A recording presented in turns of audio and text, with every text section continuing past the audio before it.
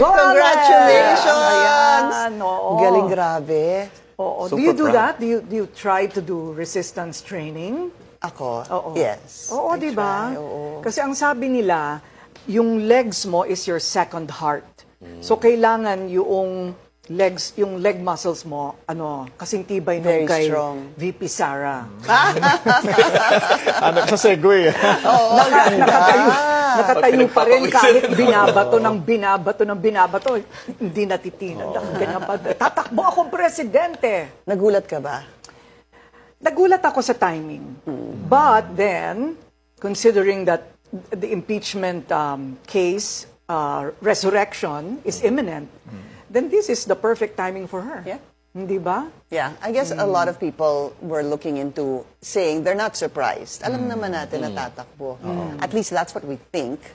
Pero yung timing, nangyari nga bago ang impeachment, hearing ng impeachment complaint sa House of Representatives. But also on one side, at least it's good. Somebody already declared, right? 1 year and 3 months prior to the elections, kung tama ang aking...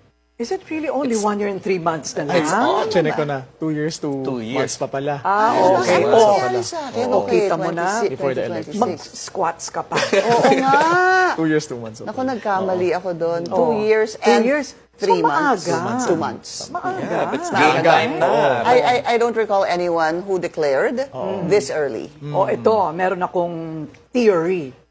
Dahil lang sa Marites ito, na mayroon daw mga ilang congressman na nahihikayat ng wag bumoto para sa impeachment.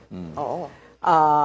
Ang kapalit nun, hindi sila pag-iinitan, susuportahan, at dahil sila'y kinakabahan, dahil wala pang katapat si VP Sara at mataas siya sa survey, parang yun ang balak nila, mag-a-abstain or mag-a-absent.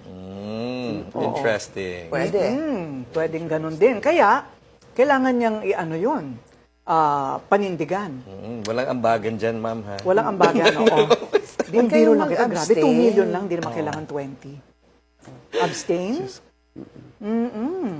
Either yes or no. Oh, either you are for the impeachment or you're not. Either the charges are valid for you or it's not.